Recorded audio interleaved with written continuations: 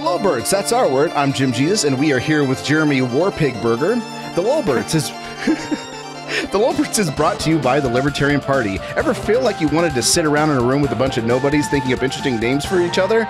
Your search is over. Sign up today and get a free online class, like getting mad at the Libertarian National or Libertarian New Hampshire's Twitter accounts, or my personal favorite, feeling important because you're a key member in a group nobody really cares about. Sign up at lp.org today. How are you, Jeremy? I am spectacular. How are you? Fantastic. Yesterday was an interesting anniversary that I completely forgot about until I was reminded by the Libertarian Party of New Hampshire. Geez. So I just showed it to you. You were kind of clueless on this. Libertarian Party, they actually made two tweets. There's actually one that I'm a little bit upset about, sort of, because I don't think it's good. But the other one the one that everybody's upset about is a tweet of a picture of John McCain's casket with Meghan McCain crying over the casket with the words "Happy Holidays," because as you know, or as you were just informed this morning, that this was that was the 4-year anniversary of John McCain's death, where he died from cancer from a tumor, even though he's been cancerous the entire time. I was going to say, I always thought of him as a tumor, so it was kind of ironic that's how he went out. Yeah, and and most of the responses that you see in the comment section are people like, I think it was even added to the list. Which are you familiar with the list? Which list? I forget the guy's. I always forget the guy's name, and then everybody always tells me, "Oh, you mean like I think his name is Siraj." Siraj's list. So Siraj is a guy who I highly recommend you maybe not follow him. Like, his Twitter account's good too, but he has this one called The List, which is at the list comes for all, and it's a list that he puts out every week, and it's the top 10 people on Twitter every week that need to have their phone taken away because they said something stupid, and the Libertarian Party had 2. tweets that made the Libertarian Party of New Hampshire had made 2 tweets. It was this one, and then the other one that actually was kind of like bothersome to me was raise the minimum wage to 6 million or you're anti-Semitic. Bro. Oh, yeah. See, now as an old timer in the edgelord game at this point in my life, those are both just like trying to be edgy. I don't know. I find the first one funny. I'm sorry, not sorry. But the second one, I think I'd have to agree with you. That's like kind of ridiculous. I don't know. They're probably both ridiculous to a certain segment of the population, but I think that one. I've seen them post stuff like I don't spend that much time on Twitter anymore. I usually pop in like once a week maybe and check some things out, and I just. The innate boomer in me, I can't get into it, man. I try, and then I get people just respond way too fast, and the conversations flow back. All you guys have been there for so long, are so used to doing that. I just can't get myself into doing it. So I after half an hour I get frustrated and give up. But that just seems like par for the course with these guys, with especially some of the LP account, some of the LP party accounts. I know they're like that. Is it Kentucky that does a lot of ones like that? Maybe too. Yeah, I think Kentucky is doing it. Texas doesn't really do it so much. Like, sometimes they'll get right on the edge of being being edgy, right on the border, but stop just before it becomes edgy. And then the next tweet would be kind of like, bro, what are you posting? But I think ever since kind of Mises Caucus kind of takeover, it's just kind of been riding the usual line that the Libertarian Party tweets probably should take according to conventional wisdom. For what it's worth. For good or ill. But when I first saw this tweet, the Happy Holidays one, my knee-jerk reaction was, well, this is funny, but then it was well, wait a minute, this is an official Libertarian Party Twitter account, and we can all talk bad about the Libertarian Party, and by the way, don't worry, we will today. We'll be bashing the shit out of them today. But I think for most people, in most people's eyes, when they think libertarian, what do the libertarians believe? They're not going to go to Mises.org. They're not going to go ask people on Twitter. They're not going to go to even someone like Molyneux, which definitely Molyneux now, because he's not even on any platforms most people have heard about. They're not going to go to any of those types of people, what they're going to do is they're going to look to the Libertarian Party because they're a political thing, right? You could say, well, it's not political, but at the end of the day, it's a political philosophy. It wasn't supposed to be, but that's exactly like that's the modern day. That's what it is. Yeah. Even with the takeover, they can talk all they want about wanting to be more of just the platform to get the voice out there. Like they made those claims, but they still want to get people elected. So they're a political party. Andrew McCurdle kind of even after the takeover was boasting about like, what are you talking about? Like we still had more people elected during the takeover. Like from the time they had it to the time we took it over, in that process, more people were elected to public office. And it's like, okay, but that's not the point of the LP. Like the LP was always supposed to be, according to the people who founded this thing, was supposed to be like, we're a political party because this is a platform that everybody pays attention to every 2 to 4 years. And if they're going to provide a platform, at least we need to get their ideas out there. If someone gets elected, cool, but that's not the point. Like the point is just to have this be a platform. Now you could disagree with that. That was always. Oh no, that's in the writings. What was his name? Was it David something? I forget the guy who's. David Nolan, I think it was. Yeah, it was definitely Nolan. Yeah, I think he's the one who's credited with like being the originator. I mean, Rothbard was in there early on, but he was like Nolan was like the originator, and that was when he wrote out the original platform. Like. It was like it wasn't even secondary. It was like way down on the list getting people elected. It was like you said. It was pretty much like if by happy circumstance they get elected, great. But yeah, we're just here to promote our ideas. Yeah. So I mean, so I'm not against, but yeah, like that's fine. And not only that, but the Libertarian Party has been pretty good. I don't know about all the details of every little thing. I know they're trying to get 5% so they can get federal backing funds, which maybe not be libertarian, but I don't know how that thing works. I have heard someone mention that like it's voluntary, like you can actually pay extra when you register to vote or something like that, and that's the money that goes to all that stuff. I don't know. So I could be wrong, but if it's not the case that that it is coming from taxpayers, then that federal matching funding wouldn't be good. Correct me, by the way. Correct me if I'm. Yeah. Correct me if that money is coming voluntarily. Yeah, I have no idea, but I'll just say, I mean, I don't know, man. My philosophy on all that type of stuff has changed so much over the years, and at this point, I'm just like, well, okay, they're gonna take that money. That money's gonna be there anyway. It's already been taken. Yeah. So like. Not that I do it, but I have less of a problem with people like my buddy Drew Sample, who is all about taking whatever federal funding he can get his hands on, and has been doing it for years and been living quite a great life. And it's like, well, you know what? I used to be very against that, but I'm like, they took it already anyway, man. Whatever, you know what? Yeah. Screw it. It's not like, I don't know. I've come to the point where it's just like, listen, I hate the state. I wish the state wasn't here, but you know what? The reality is it is here. It ain't going anywhere anytime soon. So, yeah, you got to work within certain boundaries because it's already there anyway. So, you know what? Make the best of it. Yeah. Whatever. So yeah, I don't care if they take that money or not. It's already been taken in the first place, man. Quit complaining about it. Yeah, but the LP National has been getting pretty spicy. The Libertarian Party of New Hampshire is definitely spicy. Kentucky is definitely spicy. But my first reaction was like, yeah, this is bad for a political party to do this when people are looking. But then I was like talking to a couple of my friends, my internet friends, Danny Duchamp, which, by the way, he has a great YouTube channel, even though he's wrong about NFTs and mental health. And Star Wars. Another thing is he's really good. He's got a great YouTube channel. And one of his kind of friends, Bones the Rabbit, and they were like, no, like this kind of shock thing is like what gets people's attention. This is what gets the conversation going. And then like while he was explaining it, I was thinking about all of the people who have told me their kind of transition story to becoming a libertarian. And I was trying to think of a person who didn't have a transition that really wasn't like, who wasn't shaken, right?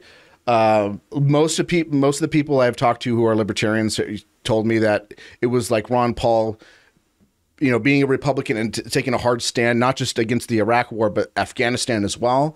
Or his, statement that, no, it was the reason why 9/11 happened was because, was blowback from the FBI and CIA and all the wars that we do over there. And even the FBI recognized that.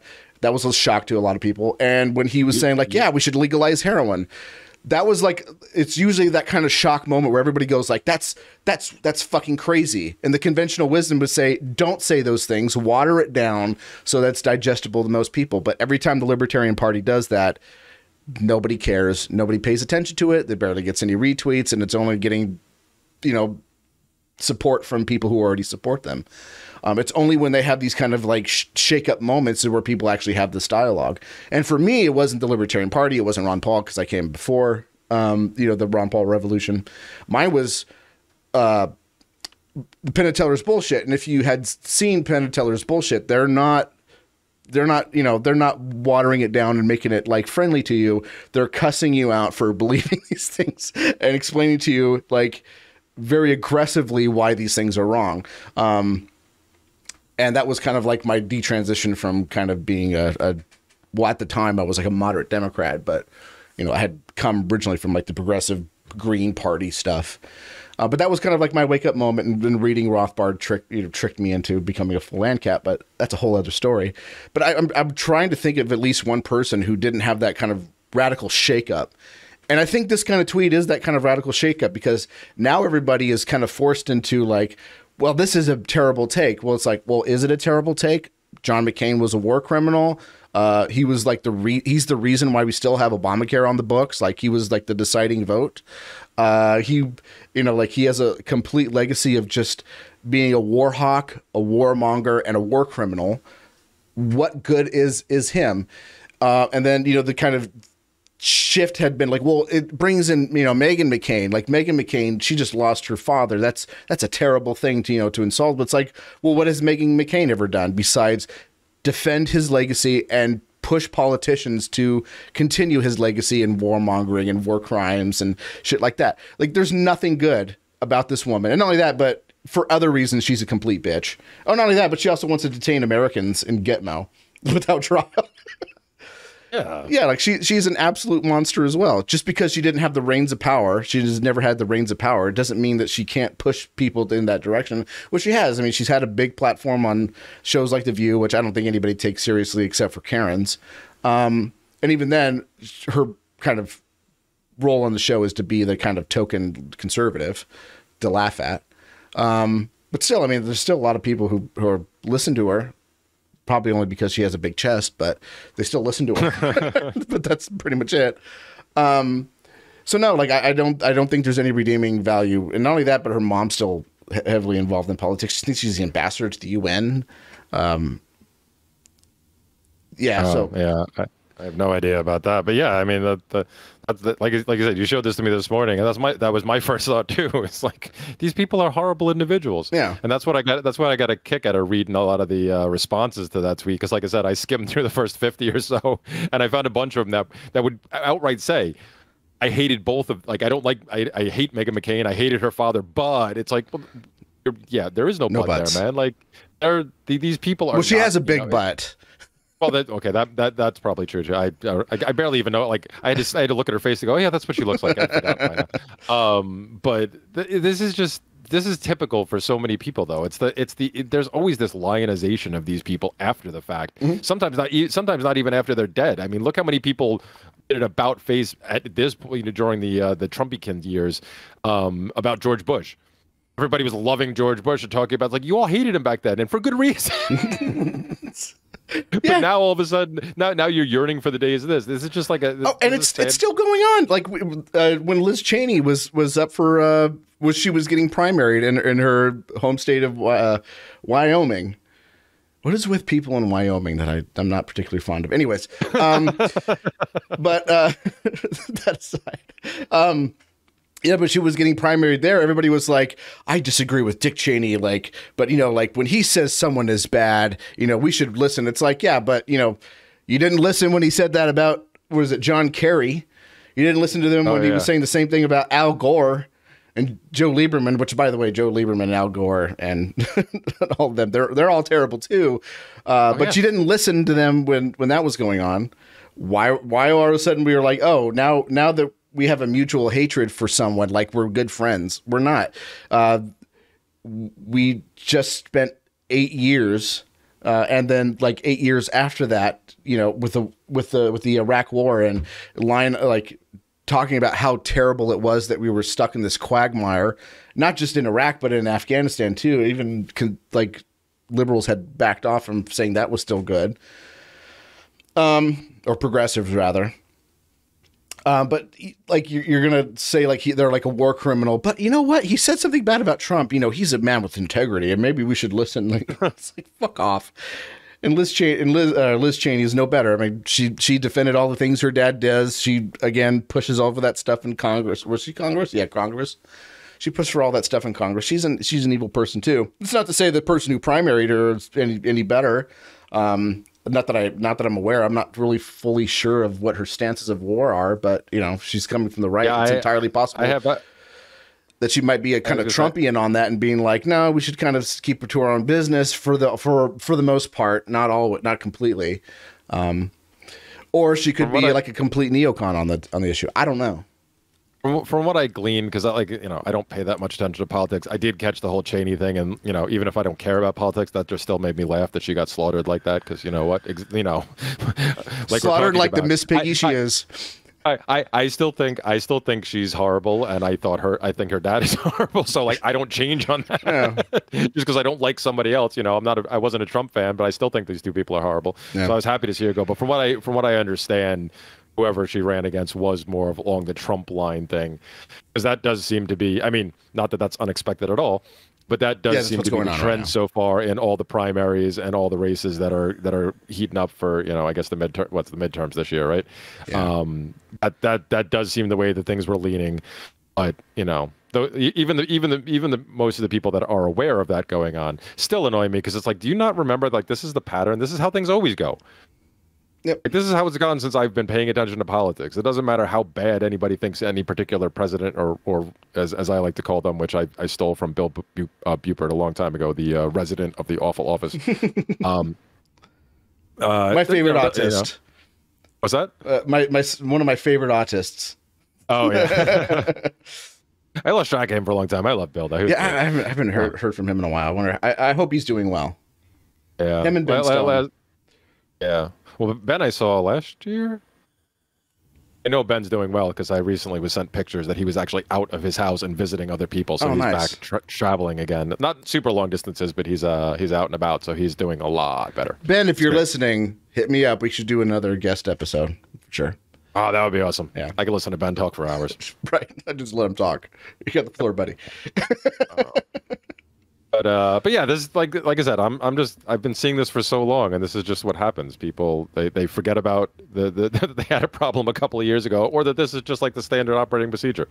You get the D in that everybody hates. Okay, well, it's just going to swing Republican, and then it's just going to swing back, and it's going to swing forth, and that's where the people who the ones who are the libertarians, anarchists, whatever, the people that are still at least partially involved in politics, this is where they're all like, well, we need to do something, we need to step up so people can see there's another choice. So I can sort of see the argument why people would get upset with the tweet we were talking about, and how, you know, it is in a sense it is bad optics.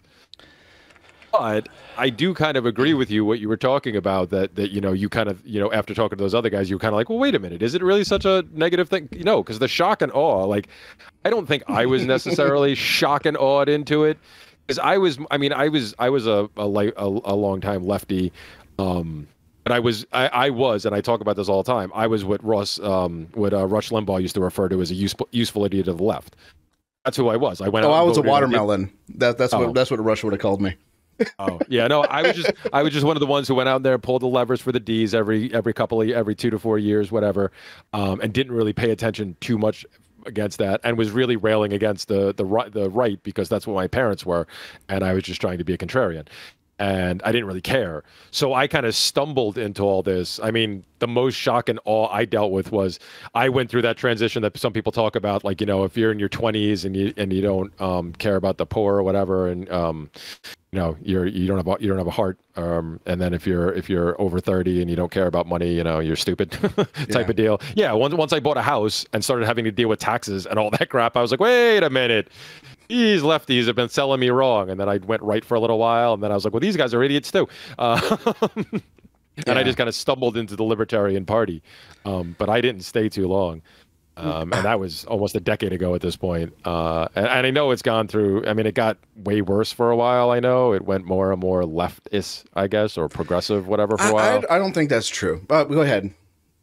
At least the Nationals seem to, what they were promoting and stuff like that. And then now that the Meekhawks have taken over and they're swinging back in the other direction, I don't know. I mean, I don't really have a problem. I know a lot of those guys. I've known them for years. I don't really have a problem with them. I'm like, whatever, you know. I don't. I'm used to dealing with the, oh, you're a racist, you're a white nationalist, whatever gets thrown at them on the regular basis. And I know a lot of them personally. I know they're not. So I'm like, whatever. Deal with the slings and arrows if you want to. I don't care. I don't want to play that game anymore. But this is, you know.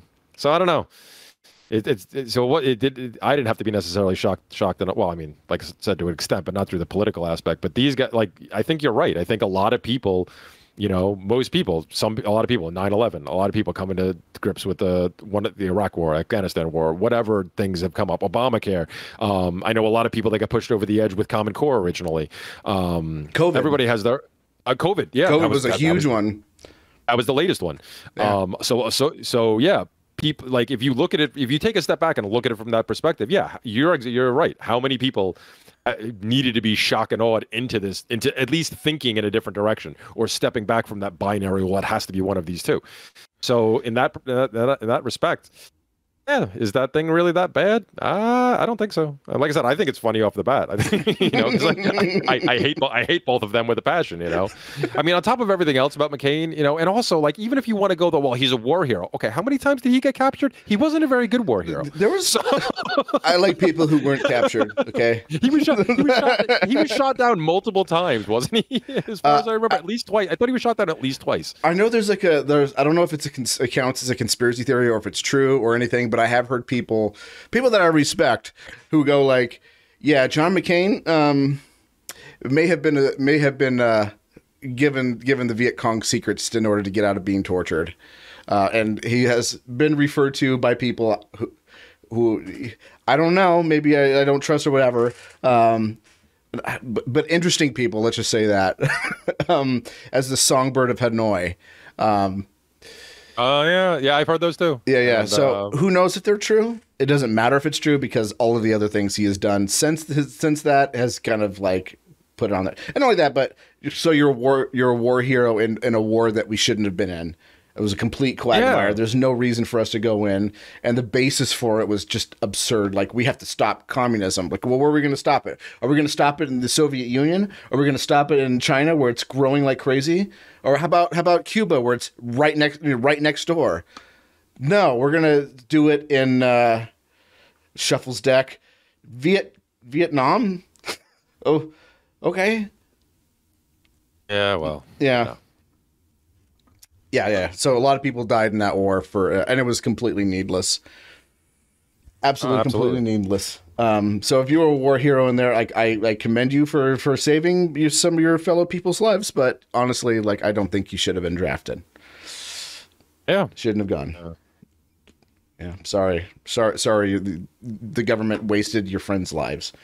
But yeah, I'm not trying to disparage any. Like, because I remember I told my dad, like, I was against the Korean War, and he was like, do you think all those people died for nothing? And I'm just like, it's like, well, how do I say yes without, like, making you upset? There's no way, to tell you, like, yeah, some of the people that you know and grew up with, like, they died for nothing. It's sad, but it's true. Yeah. Nothing came of either of those wars except the ceasefire, and the war's not even over technically. Oh yeah, isn't it still? Well, I thought they finally. I thought I saw something about that like a year or two ago, that they finally actually signed something that said it was over. But maybe I was wrong. I don't know. Oh, maybe I just didn't get the memo. Yeah, I don't know. I don't remember. Or maybe I didn't get that Michael Malice tweet, because he's the one that probably follows it more than anybody. Oh yeah. But yeah, like. So yeah, I don't know. Like, so I was of kind of two minds originally. Like, I thought it was funny. I thought it'd be a great tweet for someone like me to tweet, or maybe someone like, well, I guess Jeremy Coffman's running for office, but maybe if he wasn't, someone like that to tweet, or maybe. Oh yeah, but have you seen the bombastic ads he's been putting out there? I don't know if it's past. I don't. Oh no, I do too. But I'm saying I don't know if it's past copy at this point. Yeah, but now that I've come to this realization, I'm thinking like maybe those ads are, but I don't think those ads are in the same vein. They're not nearly as quote unquote still tasteless. Yeah, they're shocking on a different way. Yeah, okay. Yeah, so maybe he wouldn't right now, but I don't know. Well, maybe he's the one that made that tweet. From what I understand, I think he has something to do with the Twitter account. I'm not sure if he runs it. It's possible. I don't think he runs it by himself, but I think a few of those guys have access. Those people up there have access to it, so he very well could have. That would be brilliant if he put it out on the main account and not his own. Yeah. That would actually be a really smart move. Now, I know that like a lot of the libertarian parties are different, and depending on the states, depending on the counties, depending on like the individual groups. I mean, there's going to be like really shitty state ones who are better than others. Oh, anyway, before we get into that, you did say that like they were kind of ran by like kind of like lefties. I don't agree with that. I think they were kind of they were trying to appeal to the establishment and the current state of, it's not really wokeness. It's just kind of what they perceive as like what's okay to say in polite society according to like all the media outlets and stuff like that. And so they were trying to go down this thing where, and there are a lot of the people, which I was listening to Tom Wood's podcast with Jeff Deist, and there was something that he said that kind of struck my ear, and I was just like, yeah, I can imagine like some of like the really core people like Nick Sarwark, like, and his kind of like people that he rubs elbows with, maybe those people this would apply to. But he said that there's people in the Libertarian Party that like, they're not so much that they prefer Gary Johnson to Ron Paul, but it's that they prefer Hillary Clinton to Ron Paul. And I was just like, yeah, I'm pretty sure that's the case for maybe some of them. But after seeing like a lot of these tweets and stuff, it's like pretty clear that there's a lot of people who would prefer Hillary Clinton to Ron Paul, not just Hillary Clinton, but now John McCain. And that's fucking disturbing to me. Okay, so yeah, so I misspoke. They're not progressives; they're neocons. Well, he wasn't really a neocon. I was talking about Hillary. Oh yeah. Touche. Yeah, I mean, like Hillary Clinton and the neocons were definitely on the 3x5 index card. I'm sure there were some wedge issues they disagreed on, but for everything else, they were pretty much on par. Yeah. I mean, okay, I would agree with you that a lot of them were more just trying to cater, but I mean the problems they had in some of the state parties, like New Hampshire, I think a lot of people, especially a lot of the Meecox would agree that they were straight out leftist or progressives or whatever. Yeah. They definitely weren't anything, like the bigger parties. I think they had a similar issue with the Nevada was bad. Nevada was horrible. Nevada, Pennsylvania was bad.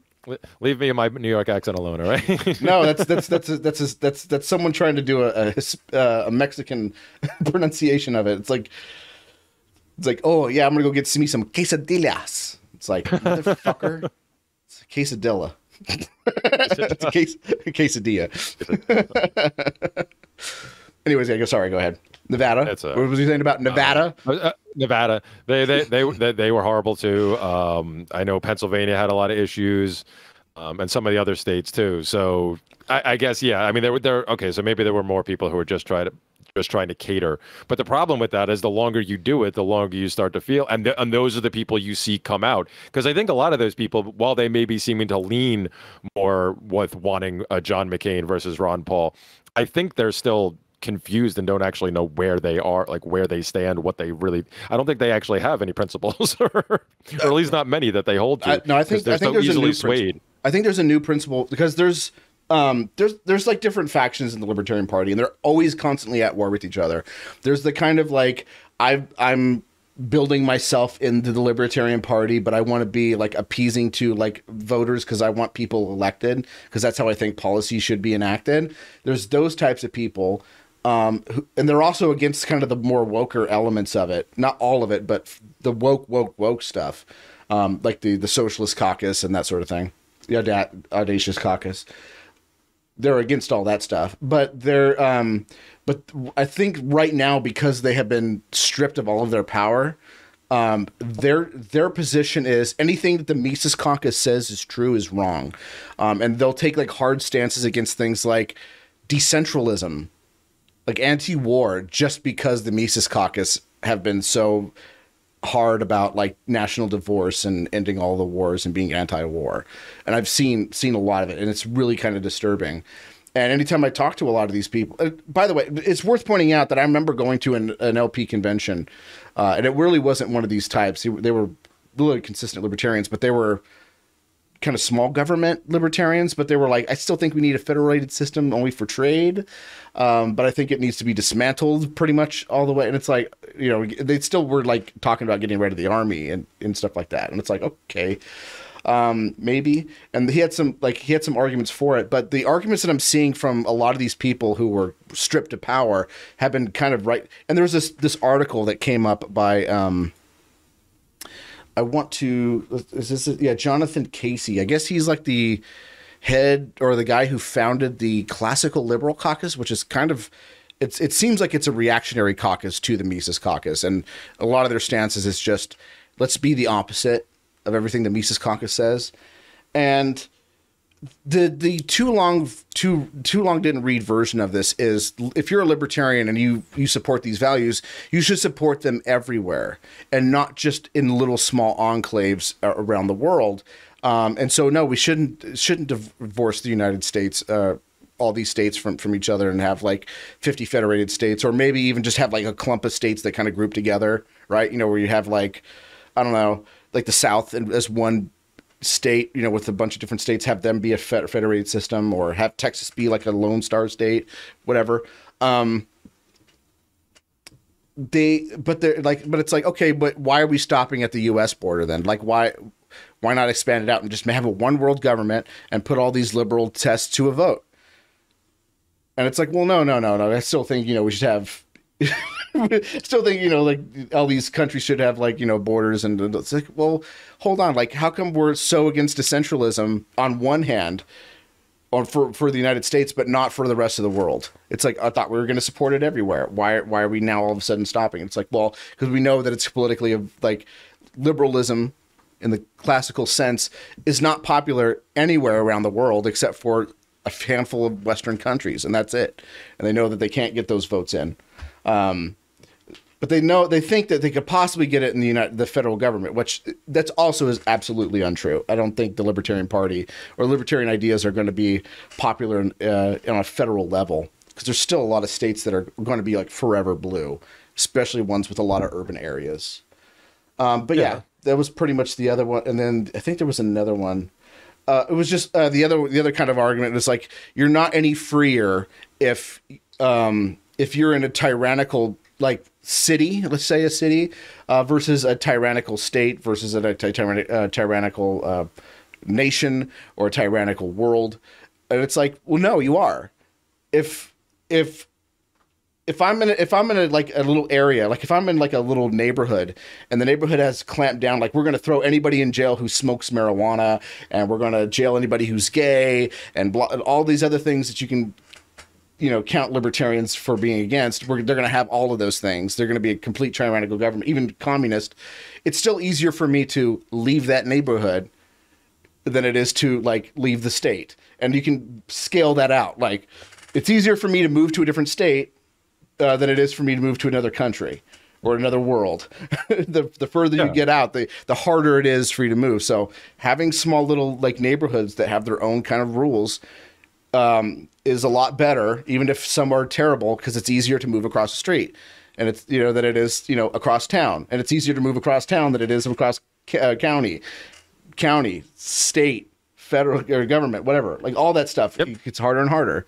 And even if they want to, you know, box you in, it's still easier for me to escape North Korea than it is to escape, you know, Beijing. Yeah. Because Beijing is in a giant country where, you know, I got to travel a whole lot more. And then when I get out of that country, now there's a culture change. And the further you get away, there's going to be a bigger and bigger culture change. There's a big culture change between Nevada and Texas. There's an even bigger one from any state in the United States to Canada or to Europe or those countries compared to like Africa or Russia or China. Like those are completely radical different things, and all of those things make it harder for you to move further and further. And every time I bring this up, I just get fucking crickets. Yeah, but you know, we got to defend it everywhere. And by everywhere, I just mean the United States of America, not anywhere else. Thanks. Yeah, screw that. I don't know. I have to defend it for me. I don't have to defend it anywhere. Yeah. I mean, I was saying this earlier before we started the show. Like, my whole thing is I've national divorce, great with me, but I've long been for the the whole Rothbard idea of taking secession down to the level of the individual. Yeah. Because if you can do it at this level, then why can't you do it at this level and the next level down and the next level down and the next level down? And for the same exact reason you're talking about, because it is, I'd be happy with a bunch of the states seceding. I'd be even happier with counties seceding from certain states, and then cities. Yeah, exactly. Yeah. Like I threw some money back at I threw money back at the state of Jefferson years ago. I thought that I don't necessarily agree with everything that the people up in Northern California, Southern Oregon, and all that stuff that wanted to do that thing. I don't necessarily agree with everything they stand for, but I like their thought process. There's been a group up in upstate New York who's been trying to do it. They get less popularized, but they've been trying to do it for a long time. Well, I'm from Utica, and I've never heard anything like that. This must be an Albany expression. No, it's like Western New York. I think you missed that joke. But anyway, go ahead. Oh, steamed hams. Sorry. Oh, there you go. That one. Airplane. Yeah, so like I'm all for it, and yeah, I mean, not that I get into the arguments with these people anymore, but I agree with you. Like what you're like. Because first, when the way you describe it about how they think it should go the other direction and go outwards, and then isn't that how communism was built? Didn't Marx want to use the state and grow it really big and then destroy it? Yeah, like I don't know.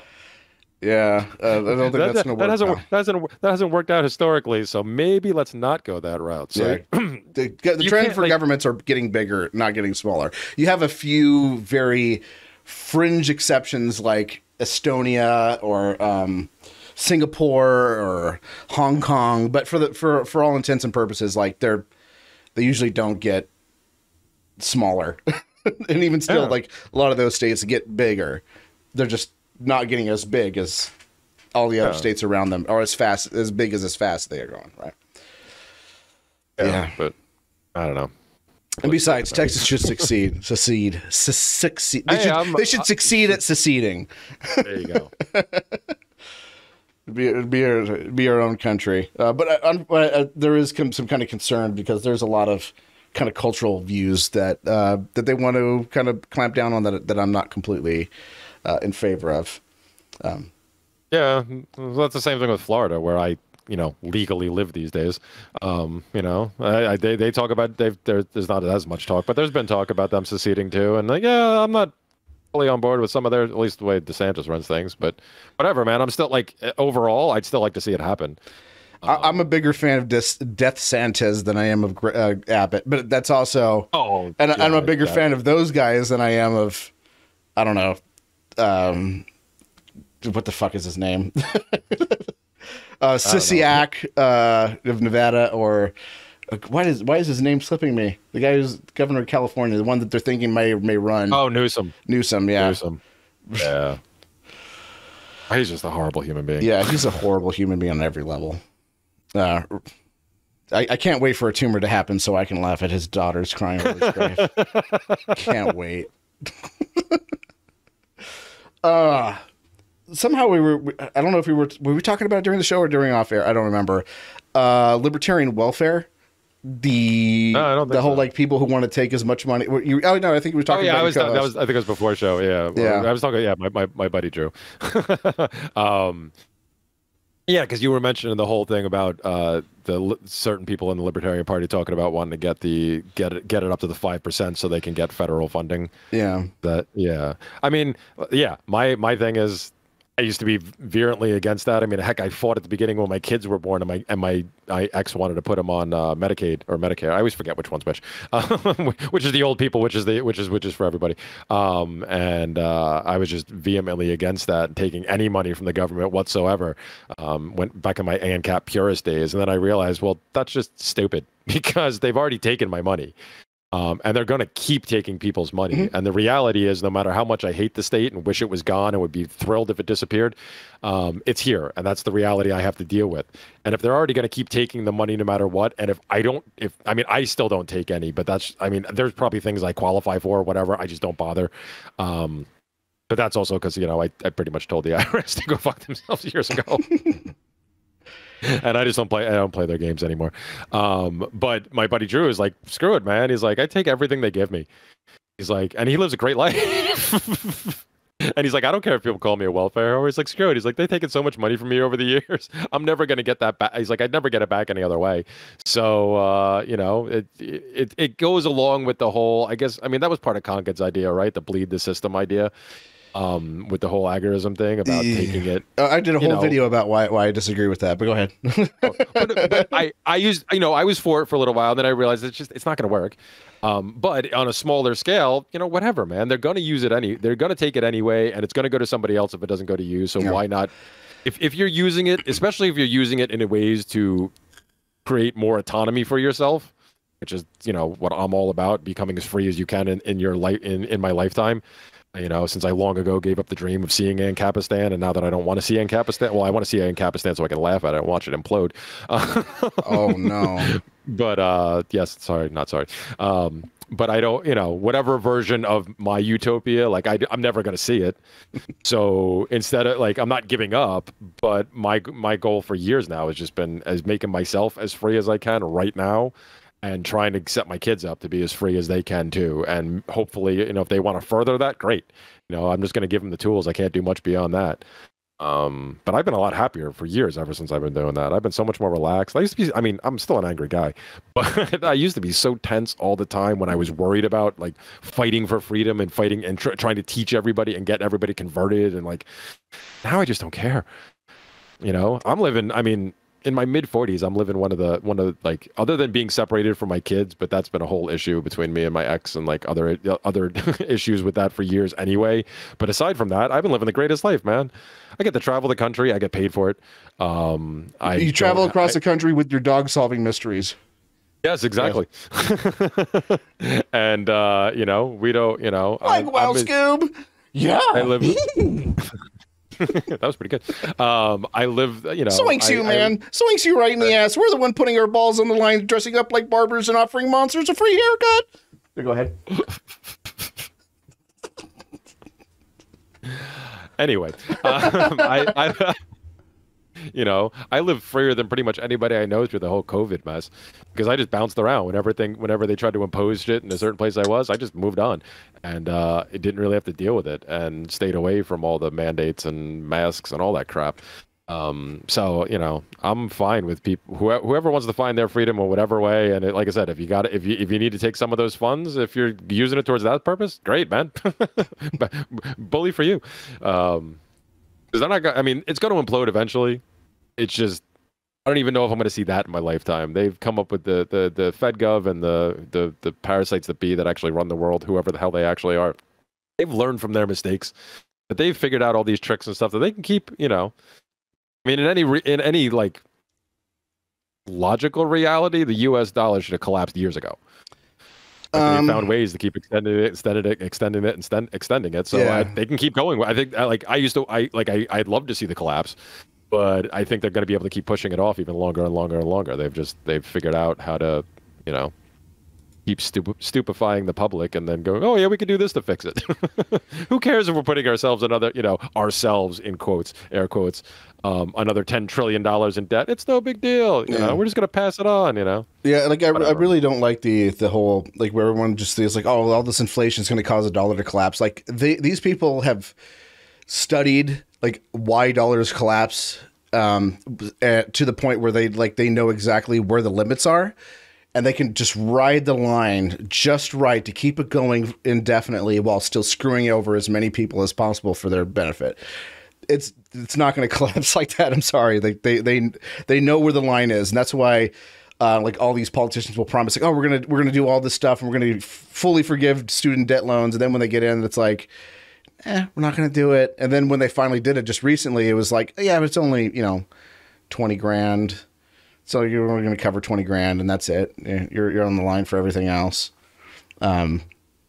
So they know where the line is, that they can balance it just right, so where everybody gets screwed, middle class, lower class, poors, all of them, they get all screwed because they're the ones that get hit hard the worst by inflation. All the big all the big governments the big corporation, well, governments do, but all the big corporations, they get that money first, so they get to enjoy it while it still has the value that it had when they first got it. While everybody else, by the time it filters out to them, then it's not worth as much, and it's just a wash, or less than what they had before. Inflation is probably one of the most insidious taxes ever.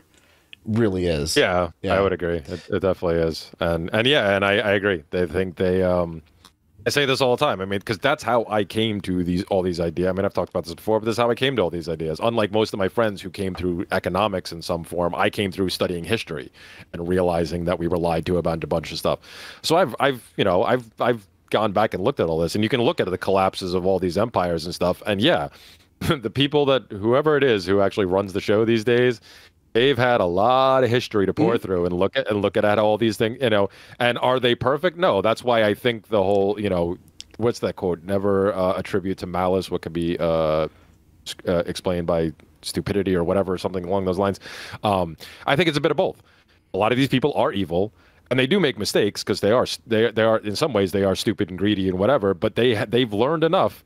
And that's why, the average empire only lasts for a couple hundred years, and the good old USSA is pushing past that because they've learned from the mistakes of the other ones. I mean, how much did they learn from the Nazis, who rose to power in a hurry? Well, that's where we got the UFO technology. It's the Nazis, man. I'm telling you. Yeah. Area 51 raid. Let's go. That was one of my favorite maybe probably psyop things in the past like 5 to 6 years or whatever, when they had that thing going where they were going to raid. I so wanted to see that happen.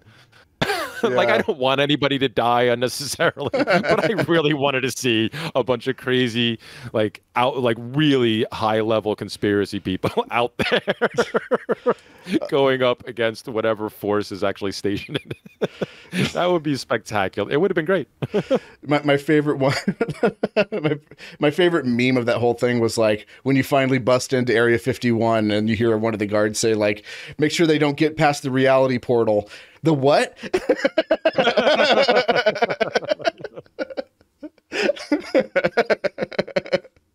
Yeah. Oh man. But so I had done a video about like my problems with agorism, and it's not to say that like agorists are bad or they're doing something like harmful. I think like agorists, when they do things like sell drugs and that sort of thing, like the people who are like agorists, who are like ideological libertarians, are far better drug sellers and traffickers and stuff than, the mafia. Like, you're probably going to not get killed over stupid shit.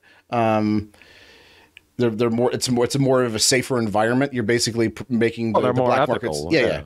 You're making It's making it more safer. Probably not perfectly safe. It's still probably going to be very dangerous in some respects. There's probably going to be like, like the Kokeshes in the world. Like, oh yeah, I totally agree with the non-aggression principle, but I'm totally going to abuse you once you're on my camp. There's still going to be like those types of people, but overall, in the general culture of it, it's going to be a lot safer. So in that respect, like I'm fine with agorists. Like I don't really try to like target them. The issue that I have is when they start going like, it's the only way to ever achieve libertarianism. Like, you don't know that, because it's never brought libertarianism to the real world ever. You can't say that one particular method is going to work when none of them have worked so far. Can't do it. Yeah. Maybe we can say that it could be a multi-pronged approach, and that's one of the tools that you can use. I don't necessarily find it to be the most effective tool in my opinion, but then again, it's just my opinion. That's fine. But to say like all the other attempts, are a complete waste of time. And a lot of it were like, well, why are the other attempts? And they'll always talk about, oh, the Libertarian Party is never going to work. It's like, well, yeah, I mean, duh. But like, there's other methods than just agorism and just party politics. There's other methods of bringing down the state, right? Yeah.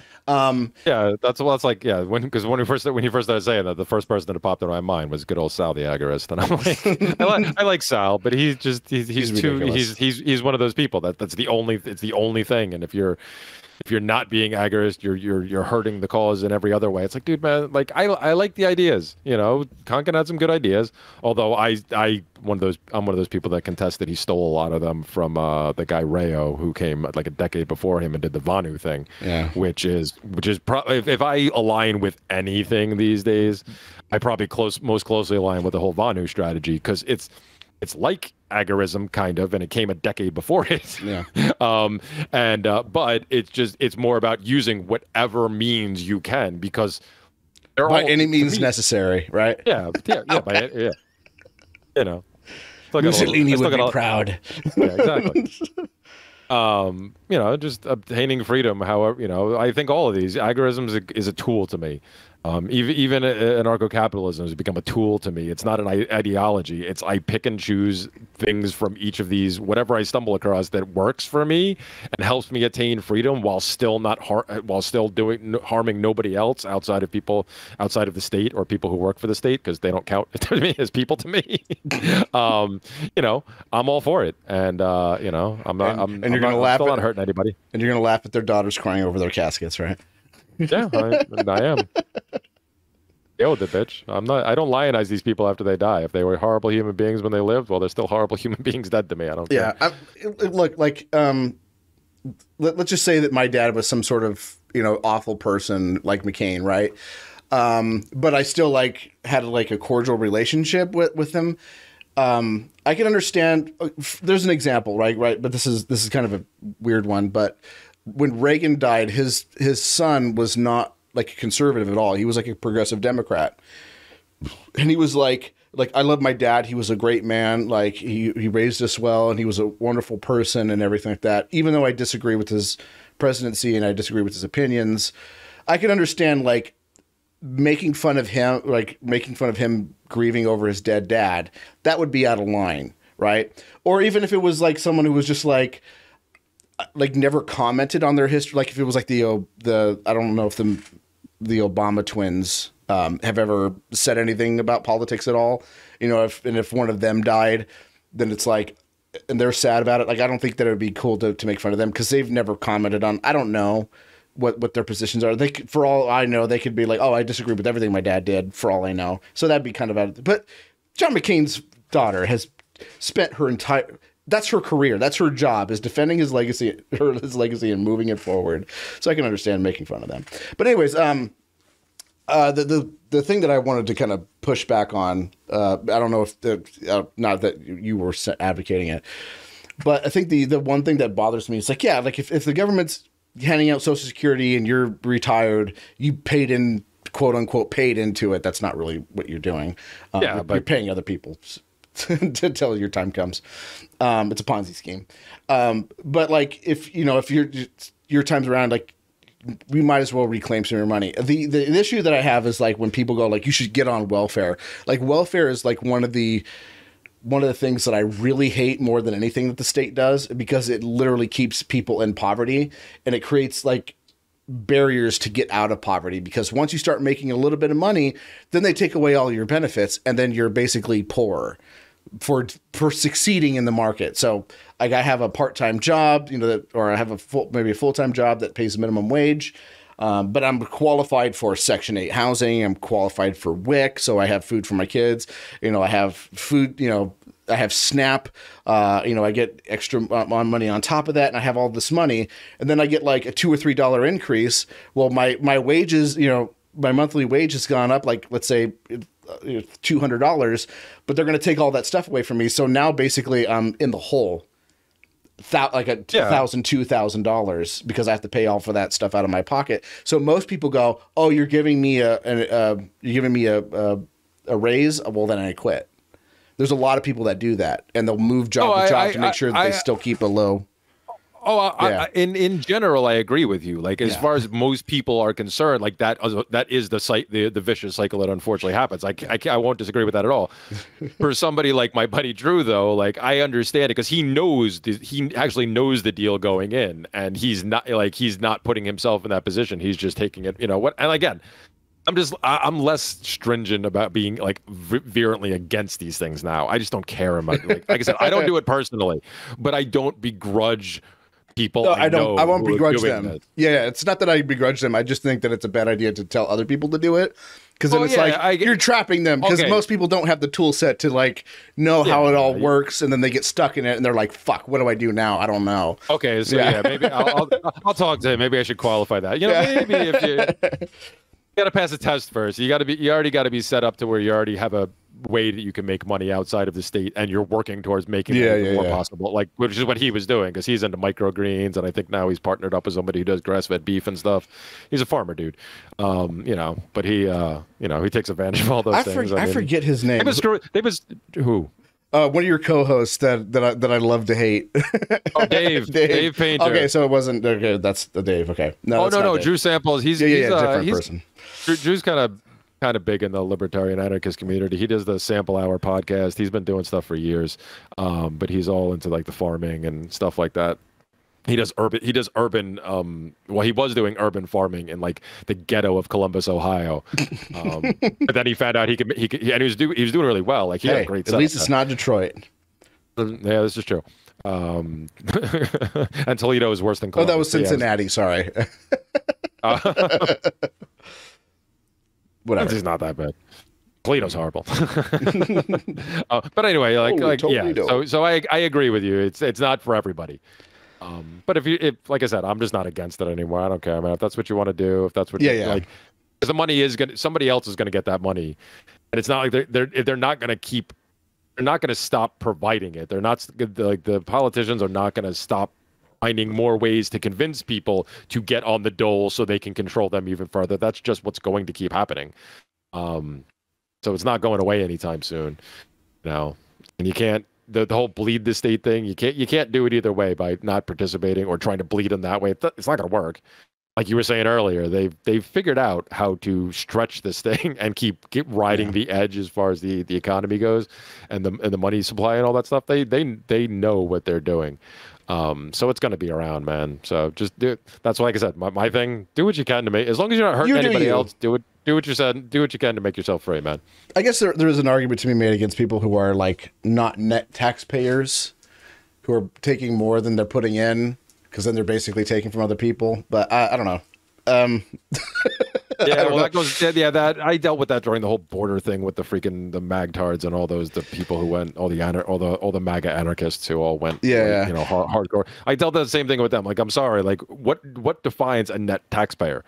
Yeah, you're saying all this stuff in this very abstract idea, and like, yes, okay, I understand what you mean in theory, but in reality, which is where most of these people have a problem, because most of these people who argue about all this crap, they don't live in reality. They live in these little bubbles in these towns they live in that they've never gotten out of, and they live in the equivalent of their mom's fucking basement. Like, get out and see the world. Get out and leave and see the country. Yeah, that's what I'm saying. Or just realize that people, like, in reality, people don't live this way, man. And what actually defines a net taxpayer? How much money are you actually, like, what are you actually paying for when you're supposedly paying for the roads and all this shit? Yeah, I think when it comes down to it, none of us are net. I was just gonna say, I think only a very small percentage of people, a very small percentage, would actually be considered net taxpayers. So none of you people qualify either. So shut the fuck up. And not only that, but like, I really like, the government spends so much ridiculous amounts of money on national security. And sure, we can say, well, that's not really security, but it's like, it doesn't matter. It's still a service that you're provided, that you are paying for. That you're getting. You can't opt out of it, and you have to count it as part of your net tax burden.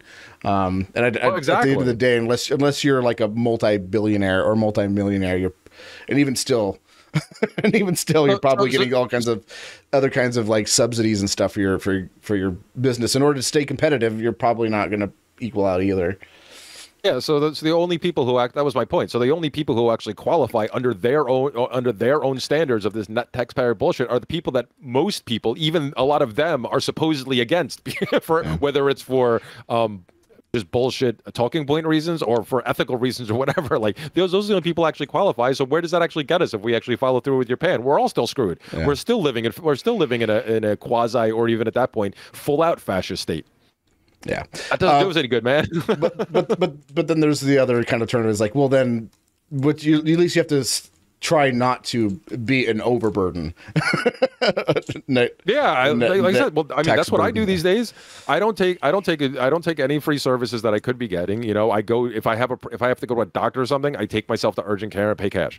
I pay for the road. I pay for the damn roads because I pay a lot of fucking fuel taxes. I try to avoid tolls. Like I try to take non-toll roads as much as possible, but I have to with certain times, especially when I come to visit my family in New York. I have no choice. Yeah. You have there's no way without going like 75 miles out of the well, no, Oklahoma I actually get around without paying tolls too. I don't take 44. I take 66 all the way down when I have to cut through there. There's ways 35. You can get around most of the country without having to pay these 35? Things. Is it no? That's the 30. Is it the 35? No, in Oklahoma it's 44. There's like exactly $5, and you have to have exactly $5 in cash because they don't take they don't give you change. They don't give you change. But no, but like I pay a ton of money in fuel taxes. So I'm paying for the roads. I pay for the stuff I actually use. I don't care about the national defense thing because it's all fucking bullshit to me. So whatever. Like if they're not going to protect me, if they're going to let me get drone strike, whatever. I'll take that fucking risk, man. I don't give a shit. Well, they're preventing you from that happening, even though they're not doing a great job of it. Yeah, and you're paying for it anyway. So yeah, but like you know, when I go buy when I get my food, my supplies, whatever the fuck I need, I pay all the stupid state local taxes, on all that stuff too. So I pay for all the stuff I use. So I'm not like I think on the large part, I'm not taking I'm not taking advantage. Like those people would think. But again, I'm not really against if other people do. Whatever, man. Screw it. It's going to be here. Do you. Yeah.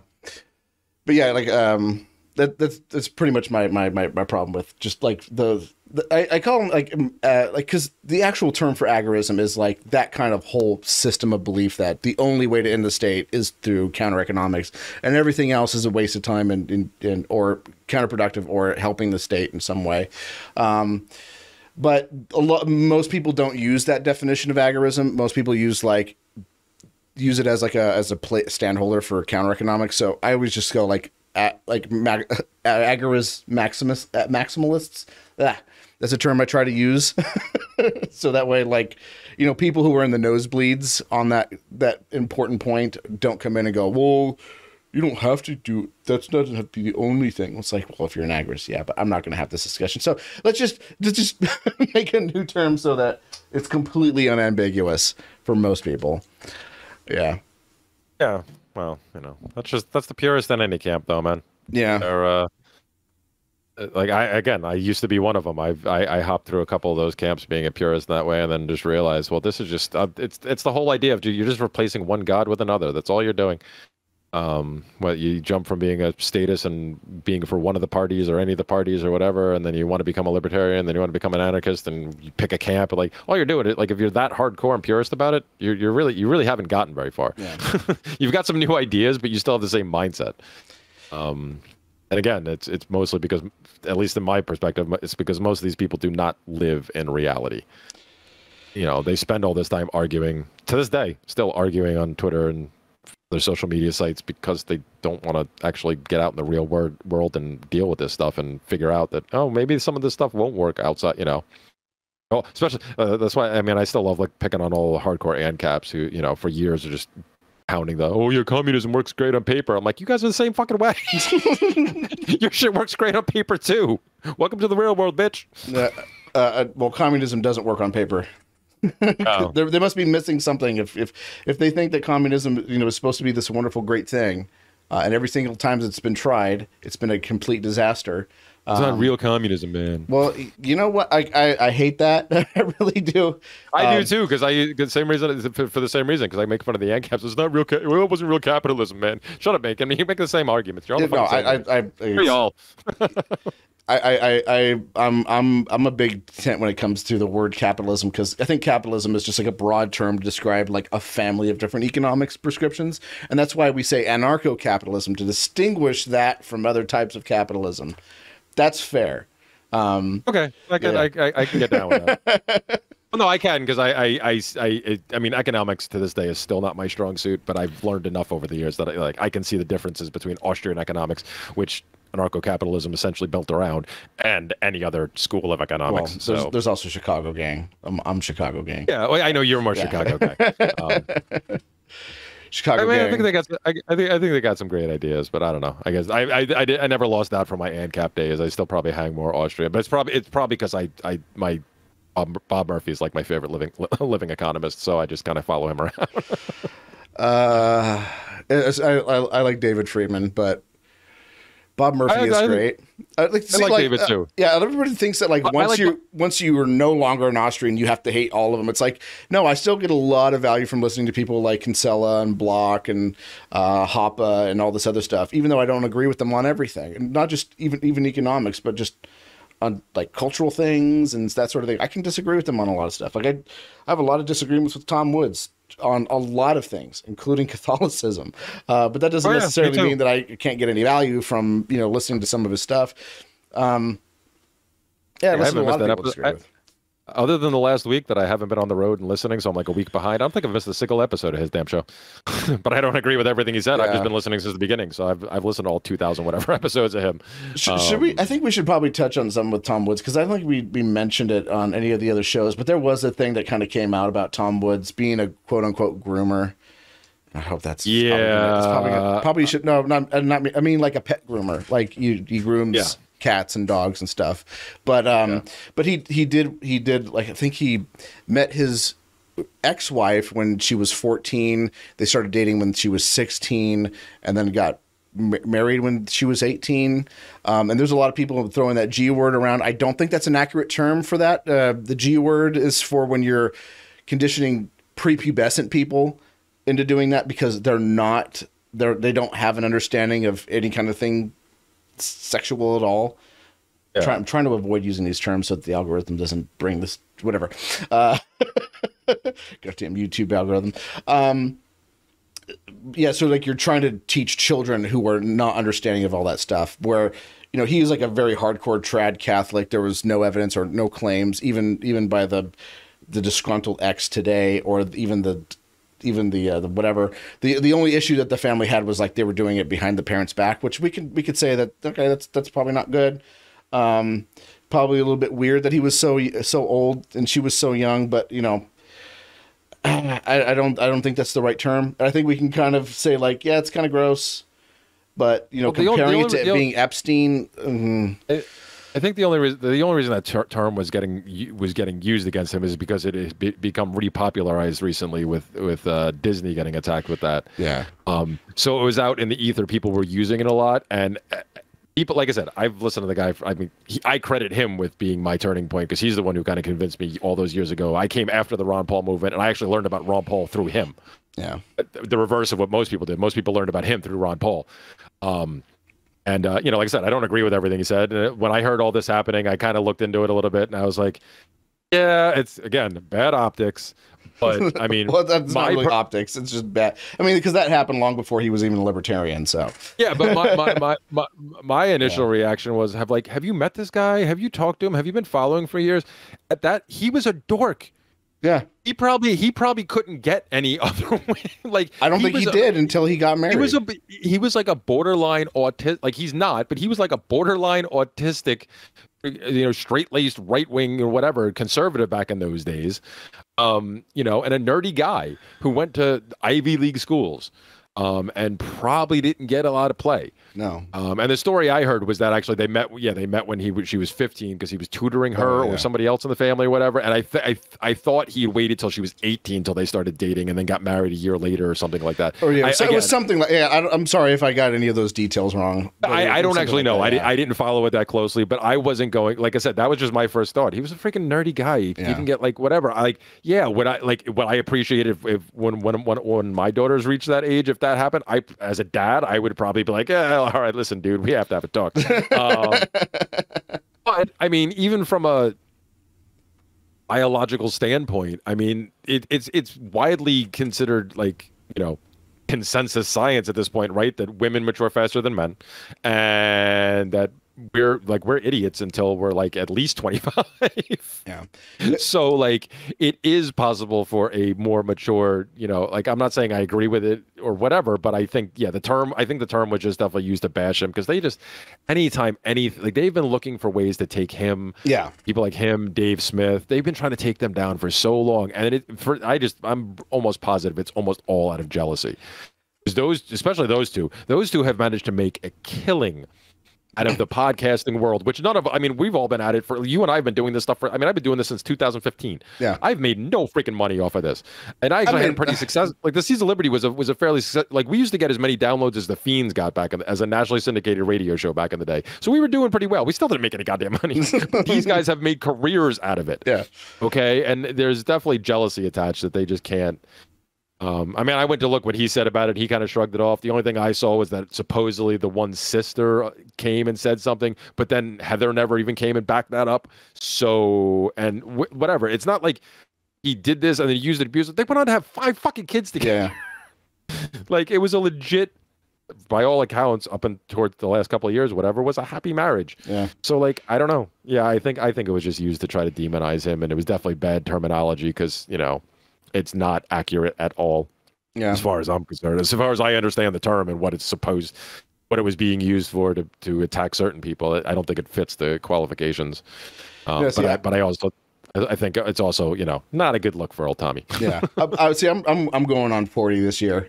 Finally going to turn 40. I'm getting out of my 30s, but I think of the prospect of dating a 22-year-old, 22, and I go, ugh. I have to talk to this person. I really can't stand talking to anybody under the age of 25. Dude, I'm in my mid 40s, and I'm thinking below 30. I'm thinking below 35. I don't think I have that much. It's just no. Like I have dated like women that are significantly younger. Nothing as close as that. And it's one of those things where it's like oh yeah, like I remember like do you remember Pogs? And they're like, no, I was like 3 when Pogs came out, and I'm like, oh god. Stuff like that. Like the last girl that I dated, she had like Super Nintendo games, but it was like that's what I played when I was like 5, and I was like, oh my god. Like Super Nintendo came out, like I was mowing lawns. I was old enough to be like mowing lawns for it. Like, geez, I'm old to buy my own. But yeah. So like I don't think it's great. It's kind of gross, but I don't. At the same time, it's kind of like, all right, but this is something that happened a long time ago. This is not like nearly as terrible as it is. At least it sounds. It's kind of like, but as far as we know, and it doesn't seem like there's any evidence to point to it anywhere that he had sex with anyone who was considered a minor. At least in my eyes, 18 is fine. I really would like if they raised the age of consent to 21. Like I would not be like really pushing to object that. I think that's fine. But at the same time, it's kind of like, yeah, I think they're old enough at 18 to where that's fine. Yeah. 16, that's where I'm just like, bro. No. Something's happening. But anyways, I don't want to go down that fucking rabbit hole because that's a terrible rabbit hole, and everybody's got a different opinion on it. And then if you stray anywhat from that opinion, you're a pedophile. You fucking hate it. Fucking hate it. Yeah. Yeah. But yeah, I do think actual pedophiles need to be you know what you do with maps, right? If you have a good map, you put it against the wall, right? That's what you do with a good map. You put it against the wall. Let me just put it that way. There right? you go. Get some thumbtacks and put it up against the wall. So what have you been doing? You got anything to plug? Well, I'm still doing well. I don't know. We'll see. I'm having issues with my business partner, but what the hell? I'll give it a plug for now anyway. I'm still doing the online magazine RTA Road to Autonomy. We put that out once a month, and there is a podcast that goes along with it that we usually put out once or twice a month. So all that crap, you can find it. What is it? RTAmagazine.com. You can find all of our stuff there. You know, we got some cool stuff going on there. We're doing some promotions now, and I don't know. All things autonomy. So, you know, we're trying to get people, that's the only thing like I said, the only thing I care about is being as free as I can right now. So we just give tips and tricks of people how they can be more free in the, you know, taking care of themselves and just, you know, all that kind of crap. Yeah, maybe you should put out some spicy tweets. Yeah, we actually have a Twitter account. I just never use it. I think I forgot the password. I have to look it up. You know, Dick Cheney's going to go anytime soon. He was never in good health when he was in office, and you know he should be good to go. Like, should be some good Liz Cheney jokes that we can make pretty soon here. Hey, I'll get back on Twitter just for that. I can't wait to see. I always thought John McCain was horrible, but Cheney's definitely even worse. Oh yeah. I agree. I think he's way worse. And I can't wait to see that little Miss Piggy cry. We got 2 Miss Piggies gonna cry. I really hope she actually goes through with running for president. That's gonna be hysterical. Oh my God, please! This whole election is gonna be absolutely hysterical. And it doesn't matter if Trump or DeSantis gets the nomination. Honestly, I think I had some pushback from some of my friends saying that like DeSantis was probably going to be worse than Trump. But at the same time, I think Trump was not very politically effective. No, not at all. Yeah. Like once he got into like his skill set just did not fit in the White House too well, and there was a lot of mistakes that he made. That had he not made those mistakes, like he definitely wanted to put some of the agendas that he wanted to push for good or bad. Deregulation good, you know, killing people overseas bad, you know, that he could have been much more effective on. And God, fucking, why did he had to make a rock star out of Fauci? Yeah, well, and I'm so glad. At least he's finally leaving. Yeah, he's finally leaving. He killed enough gay people in the 80s. He should have retired back then. Yeah. Well, that's not that I want to go down this because we could go down this path for a while. Well, hey, I did a 3-hour show with Sherry last episode, so. Oh, I know. I heard that show. Everybody loved it. Yeah. But I gotta get my kids are downstairs. At least one of my kids are downstairs. I gotta get down to see them. But I will just say, I mean, the guy got away with it twice. Yeah. So yeah, the same exact playbook too. So go ahead and plug your website one more time. Oh, so yeah. So you can find all the stuff that I do usually. I usually put out podcasts once or twice a month, and we do put out a magazine. So rtamagazine.com. You can find links to all our crap there. And other than that, man, it's just me and the dog traveling the country, solving mysteries, you know, in our van. Yep, and you can always go to Lolberts.locals.com to support us there. We still have a Patreon active, but I don't post anything on that because I don't trust Patreon at all. There's still like 2 people supporting me there. Guys, if you're listening to this, come to Locals. It's a lot more there. That's where I'm posting like not daily pod, a lot of driving where I'm just driving and chatting in my car while I'm going to work, top stuff. And we didn't get any super chats today, but you know, if you want to leave a super chat for next episode, you can go to tips.jimjesus.com. Worms and Hail Mephi. Worms.